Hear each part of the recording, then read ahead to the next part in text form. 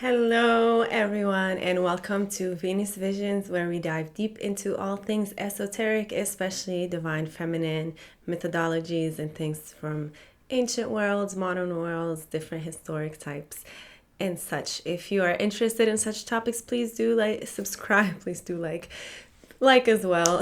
Please do subscribe and hit the notification bell. Anyway, as part of a very exciting dark divine feminine underworld goddess series that I'm currently doing, because it is November and we're entering the descent, at least here in the northern hemisphere.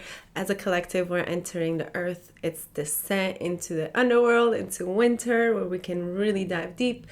I figured this was the perfect time to do so, and we are going to start then none other than one of my divine favorite divine feminine energies and goddesses, which is Aset's twin sister, Aset's other half, Aset's darker side, Nephthys, or her Kemetic ancient Egyptian name, Nebet-Het. I'm so excited about Nephthys. Nephthys is the goddess associated with death, transition, change, the veil, mysteries, dark divine feminine energies, systems, healing, magic, alchemy, the subconscious mind, the womb, anything that is black and dark. And by the way, that is not the same as evil. Similarly, when we say underworld goddess, dark goddess, does not mean it is evil. So Nephthys is Isis's sister, and Isis or Aset, and I made a video about Aset. If you are interested, please do go watch that. In a way, some can understand her energy as the same as Isis, but they are two different, like the dark, the yin and yang. So she's kind of like Isis, but the subconscious mind. If Isis is the conscious mind, then Aset, then Nephthys is the subconscious mind. Her name, Nephthys, Nebet-Het, means lady of the temple or lady of the house. So she is very much associated with temples, and in her depiction she usually has what looks like a basket on top of her head, which is a symbol of the temple in ancient Egypt. So she is kind of like the guardian of anything that has to do with alchemy and healing and magic. She is always there. She represents the womb of creation. She represents the universe as a whole. She is that divine feminine, but also motherly energy, although she is connected to barrenhood, and there are stories or different traditions where she is considered barren. There are other traditions and other forms of the stories. And remember, most of these stories are metaphorical. There's usually a hidden essence or meaning or a lesson that is there for us to connect to that is more important than actual facts of the story. But in other stories, she is the mother of Anubis. I love Anubis energy as well. Anubis, the jackal dog entity. By the way, we're talking high level divine feminine, mysterious energies, and I'm trying to simplify it as much as I can and as much as I'm capable of it, because even myself, especially with Nephthys energy, and I'm going to be completely honest, there's still a lot of mystery behind it. I'm still very much scared of it. Almost at times at times I do shame myself almost, or a part of me is like, does this energy not come around me, or there's this kind of like a fear or resistance almost, or maybe just not, like feeling like she's way too grand and maybe she doesn't accept me right now. But I'm trying to simplify it, but I know and I feel that it is such a very high level type of form of energy. So it takes a lot for us as a human brain energies or human brain humans for us to grasp such concepts and levels of concepts. So we'll based on your own level up or evolution, you'll be able to grasp this different concepts of these types of energies, hopefully. So, but just to simplify it as much as I can, you can think of her as her own energy, her own entity. At least the ancient Egyptians did. She had her own cults. There are different places in the area where she had her own temples, their own, people with followers. As well as you think of her as the other side of Aset. If Aset is the conscious mind, like I said, then she's a subconscious mind, so you can think of her as the sister, but as well as the same entity and same energy. Remember Aset or Isis, her name is a Kemetic name is Aset. So from now on I'll just refer to her as Aset, so you guys are not confused. I keep going back and forth between Isis and Aset, but remember that one of her names is the goddess of 10,000 names, so she can be very much connected to a lot of these archetypes, but you can think of it as a one goddess in different forms. And this is kind of almost like her grieving form as well. The main story where we see Nephthys like really come out, and where her energy is really popularized, at least that we know of, is the story of resurrecting Osiris and healing him, basically finding his body parts. So she is married to Set, which is Isis and Osiris are divine union, right? So if they're the conscious mind, then we have Set, the god of chaos and dryness and foreigners and deserts, and it's actually a sacred energy in its own right. So we're not even gonna disrespect that. I show all respect to all the energies included in this video, and hopefully I don't say anything wrong or disrespectful, and I come with a curious mind and open to learn more. So just saying that, and I have my reasons. And she is the wife. So we have Set and Nephthys, we have Osiris and goddess Aset. So in the stories, in the myths, it is said that they are brother and sister. All four of them are brothers and sisters. But like I said in other videos, these energies and entities are not human. So the idea of brother and sister concept is kind of like a later on that was adapted by later on historians, his story.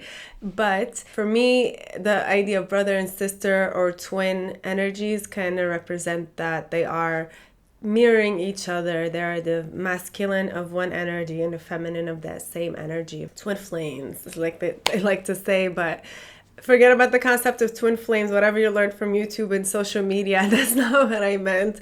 But they are twin souls. Twin flames represents the masculine version of that same energy, and vice versa, although they both have masculine and feminine energies, but I mean the manly version. Again, these concepts are very high level, so hopefully you are keeping up and kind of understanding in little bits and pieces. But so they are considered barren. However, if Nephthys and Set are barren, how come she is in very popular depictions and stories considered to be the mother of Anubis? Well, in some stories, she helped raise Anpu and also raise Heru. Almost all depictions, they show that she did help raise Heru or Horus, which is the divine son, the son of Osiris, Isis.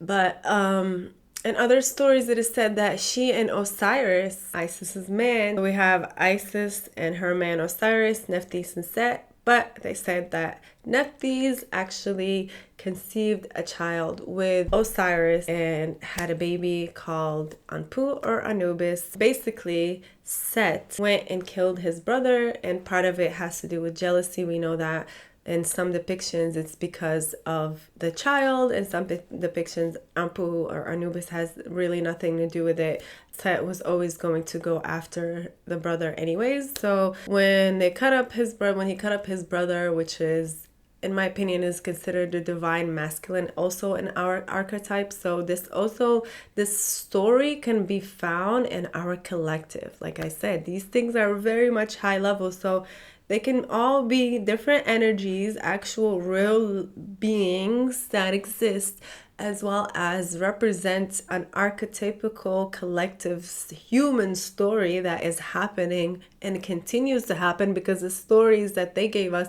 are still happening. We're still seeing them in the real world, as well as every energy can be part of our individual psyche and living within us.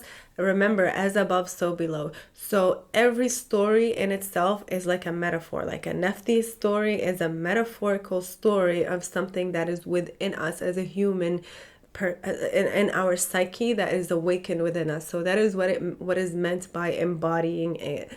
So it's not the same as actually bringing in an energy within you that is different and kind of letting it possess you. That is different. That can happen in other things. This is more of an awakening, an energy, an archetype, a part of you as a human that already exists. The big story that I believe is still happening in our collective consciousness is that Set chaos killed the divine masculine, and as a result, Set was mourning. And we know that Nephthys is the goddess that was there for Set, which is why she's also considered the goddess of mourning, of death.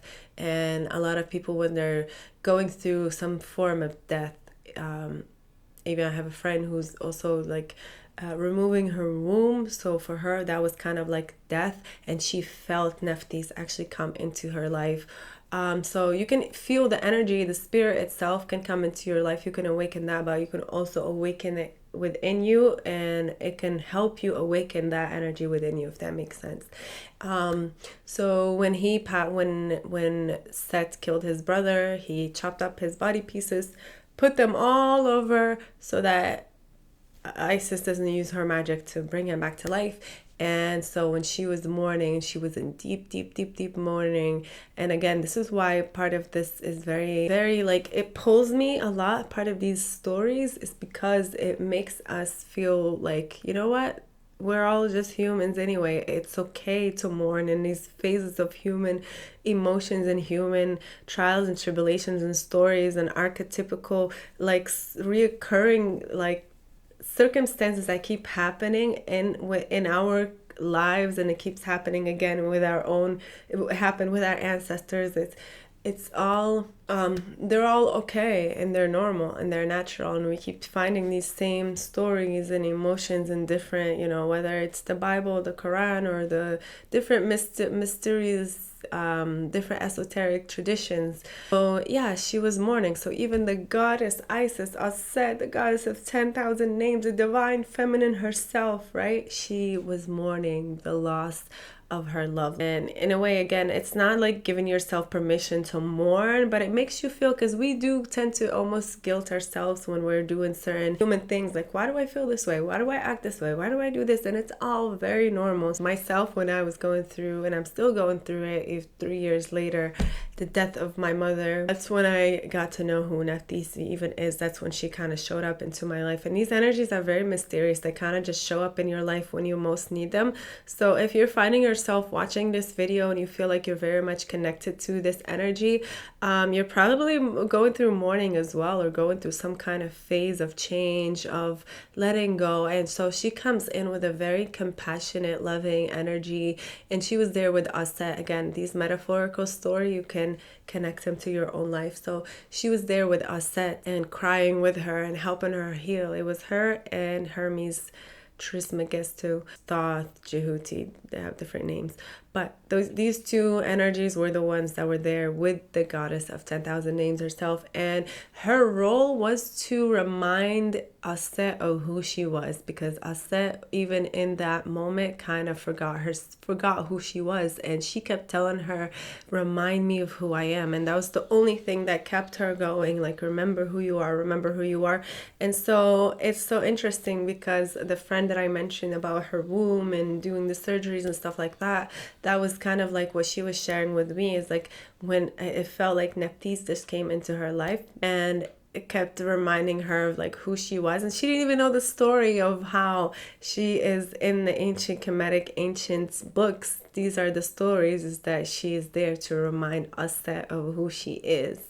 And so I found that so cute. Not so cute. I found that so fascinating that this friend is telling me of her journey with Nephthys and how she showed up in her life, and she's doing the exact same thing that is what the ancients told us this energy is meant to be doing or helping us with. When Set cut up his brother, spread him all over Egypt, she was the one that helped Set find the pieces.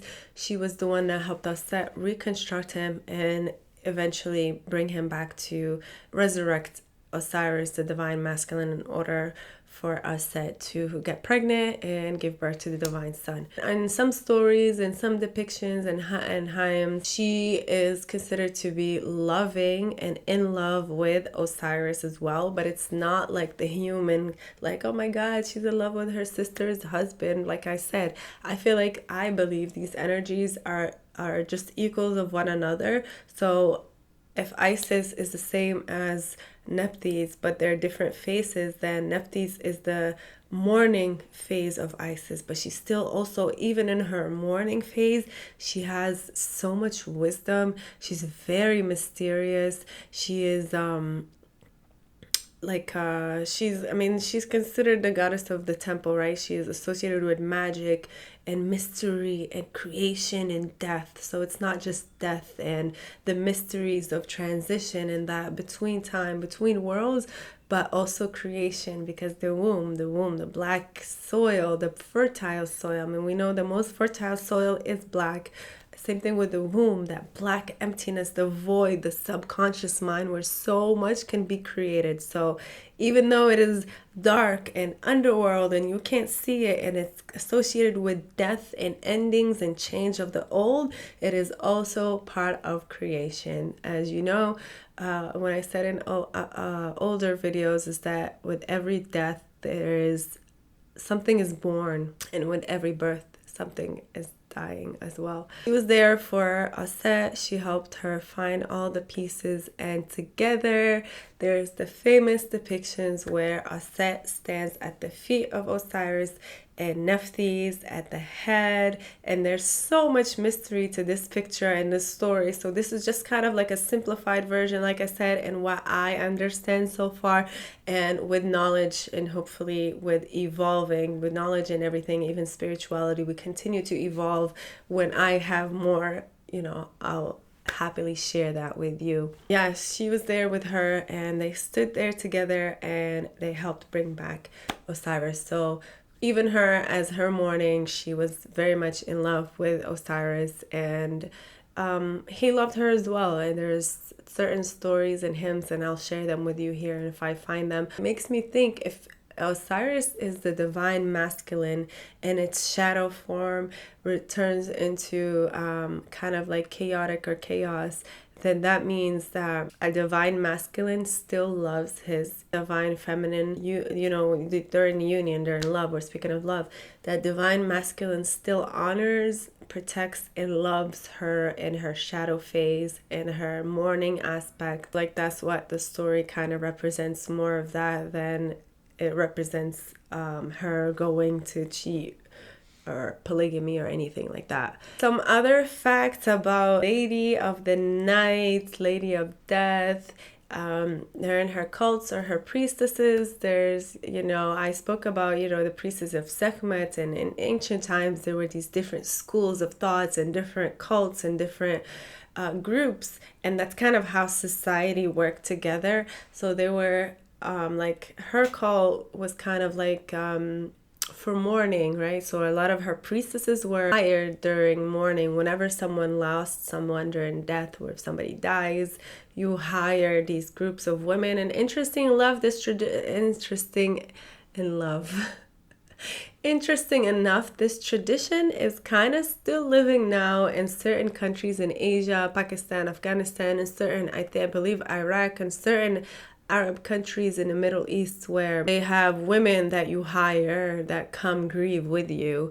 In my country, in Morocco and North Africa, we don't hire the women, but it's kind of like a known thing, like your neighbors, your support, everyone, your neighbors, family, whenever somebody's going through death, even if it's like, someone that your enemy, right? Even if it's like your enemy, if they're going through death, you show that compassion, you show that love, that humanity. We were brought up with it, and I feel like it's very much connected to the Nephthys traditions that kind of just sprinkle down throughout history, especially in that area where the divine feminine mysteries and schools and cults were very much huge before monotheistic religion took over. Those women, they come and they cry with you and they mourn with you, and they don't put on makeup, and they just come, and it is believed at least in the ancient Kemetic systems and other ancient spiritual worlds, that were helping elevate someone else's pain as well. Although you can never take all of it, because grief is so deep, you know, grief is very, very such a deep pain. To be helping to grieve with them, to cry with them, to mourn with them, you're helping. Her cults and her priestesses were being hired during deaths, during funeral rites, and they would come and mourn and help mourn with the family, and they would shave their eyebrows and they would shave their heads, and they would also, during the funeral burial rites, they would do. By the way, Nephthys is associated with embalming of the body, the mummies. So yeah, during funerals, these priestesses that were, you know, worshippers or students of this energy itself, they would come and they would mourn, and they would also perform the same passage rite that Aset and Osiris did. Aset and Nephthys did on Osiris, and this was also done for the pharaohs specifically, where one would stand at the head and one at the feet. And what is called the opening of the mouth or the opening of the tongue ritual. By the way, a lot of my videos, most of my videos, is just me rambling. I'm just allowing all the information to come through, and whatever I feel that is important will come through. So she is also connected to protection. A lot of people invoke her energy for protection, spiritual boundary, temples. Like we said, that is literally the lady of the temple. That's what her name means. And she's connected with incense, all types of incense, candles, rituals, nighttime, anything that has to do with nighttime, the dark moon or the waning moon, new moon, desert, but also the desert line, that area where the Nile River kind of ends. And the same thing with her husband Seth. It's interesting because Aset is connected to life and she's connected to death, but not in a negative way. So a lot of us, because of our, you know, modern culture and stuff like that, we're made to really fear death and resist it, and it makes sense. I mean, I'm still human at the end of the day. That's something that I'm afraid of. It's better to just face that. So when you do that, it's almost like being afraid of this energy itself. And I wonder why. I wonder if that has to do with why I was kind of resisting. And I love her. I love this energy a lot. I love this archetype a lot. Part of me kind of resists it. I just want to love her from far.